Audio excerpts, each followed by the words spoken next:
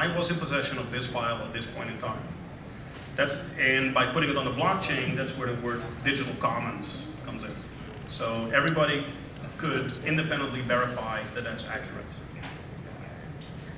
So again, I spoke a little bit earlier about the transparent censorship mechanism, and I will actually explain that via an example later.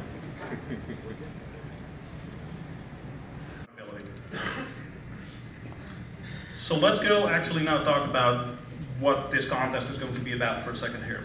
So what we want to do is to encourage you guys to come up with use cases for Politeia. So in fact, we want you guys to not just come up with them, but actually write example code on how you think it would function. So there's going to be some fun prizes to be won, but let's do an example first so that you guys can see what we're trying to get out of you. All right, so let's talk about a bug bounty as an example of a program that, in fact, we probably will actually implement so we can get some people to look at our stuff and see if they can break it or fix it. So I'm sure most people have seen a flowchart before, and I did that. I showed it to my lovely wife, and she said that she understood it, so therefore I did not fail in trying to convey some sort of idea. So but the idea is that there's some folks that want to give, so there's companies that want to pay security researchers for finding bugs in their product. So in the way the system would work is there is a bug report that comes from somewhere on the internet, and then we look at it. If it's valid, then we publish it. Oh, sorry, if it's invalid, we publish it and basically close it out and say this is not going to work out.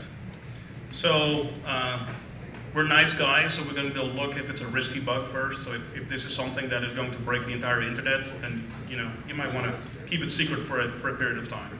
If it's not a risky bug, it's okay to publish it, and then you fix it in time. And then once it's complete, then you pay the person a bounty for finding that bug. So and then let's go down the last leg, and that is it was a risky bug. So you fix the bug, and then you publish it so that you don't get embarrassed or less embarrassed. So anybody who uses a Mac here? Anybody remember yesterday? So, and that bug was allegedly reported to Apple weeks ahead of time. So it's pretty embarrassing. And this is one of this system actually could give the researcher some leverage over the company that he submitted a bug to and say, hey, you know what, I told you this 6 months ago. Right? So when you actually publish the bug, you don't get the big backlash that you typically get. So you didn't give us enough time to fix the bug. Well, I sent it to you, a year ago. It's about time. Does it make sense to everybody? All right, you all asleep yet? All right. So when you implement the Politeia, there's 4 questions you got to answer. So who are your users? Who are the administrators? What do records comprise of? And is is the data going to be public, private, or a combination thereof? So in the bug bounty program, obviously we're going to be a combination of open and private, but there's obviously a lot of use cases you come up with here. So let's go through it. So the users, typically in a system like this, are interested end users, security researchers. So those are the folks that actually find these bugs. So they created a fuzzer, they fuzzed the website or the application, found something broken, and then they will report that. And these are all the people that will look at the system. So developers are obviously going to look at it from okay, so these are the bugs that I need to go fix. Project managers are probably the ones who are going to send or assign developers these bugs. So the administrators are the project managers. Again, those are the people that assign bugs. And accounts payable, right? Because at one point, once the bug has been fixed, you need to fork over that hardware and cash, because those people, did something positive for you. So the records in this case would be, the externally generated bug reports that can be recollected by all parties. And again, the bug bounty payout. It's a pretty simple system. So in the use case is that the bugs are submitted. There's a little bit too much detail here. But this is about the private and public portion. What it means is that once bugs are submitted, they are private. So they have not been made available for everybody to see, and that's by design.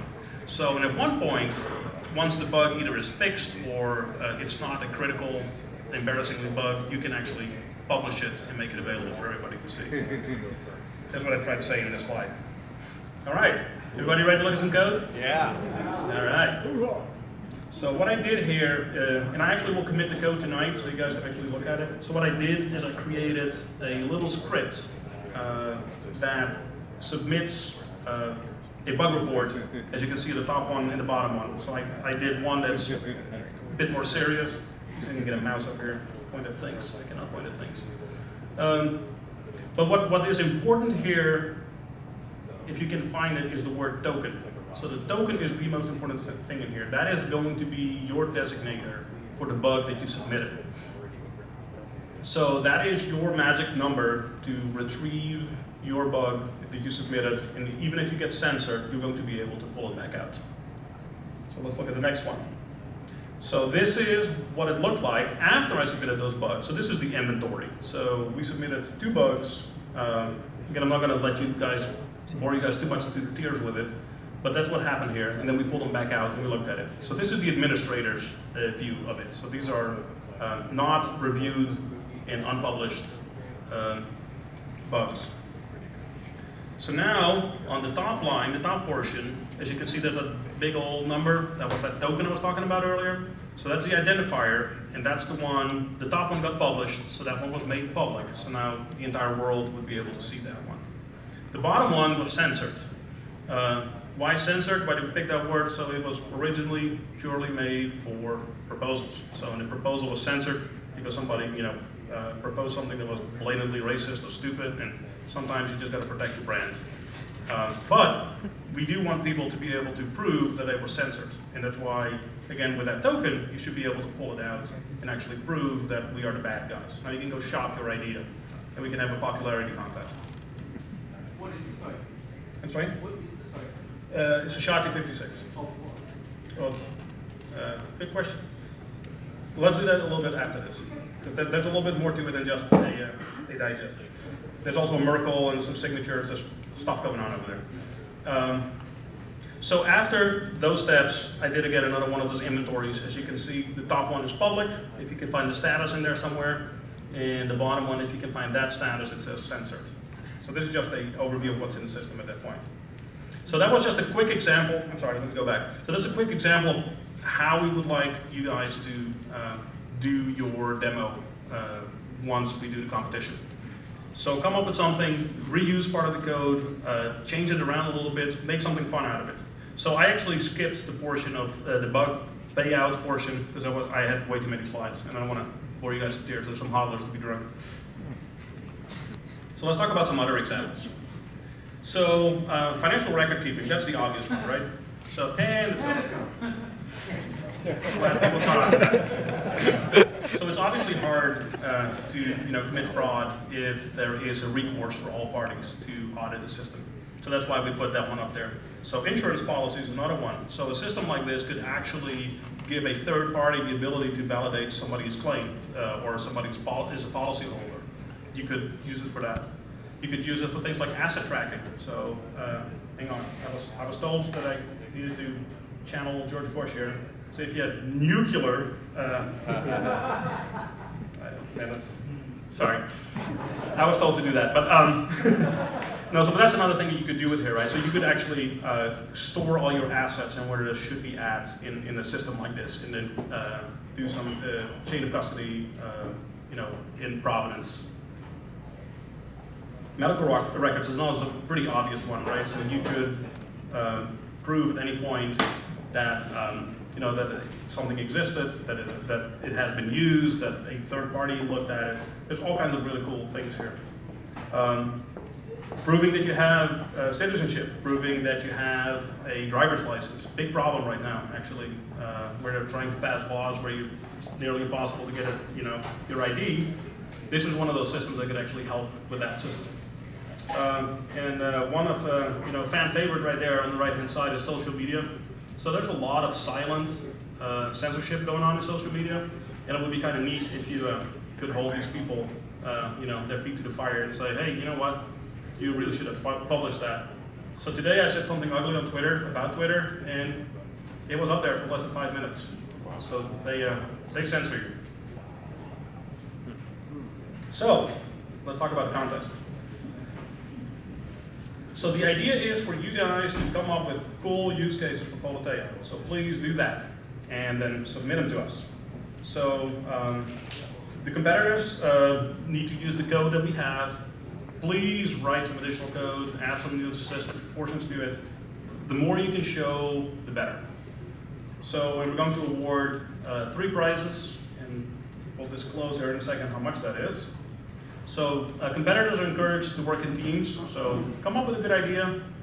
Find a couple of buddies that can help, and write some code. It shouldn't be too hard. It's a relatively small code base, and again, it's shown to us live in February. So I don't think we have a final date.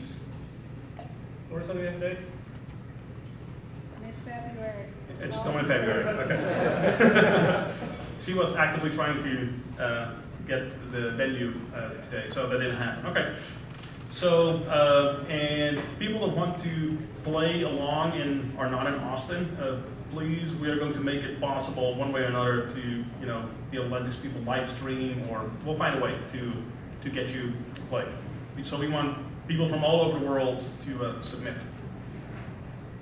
So I think this is where the fine print is starting.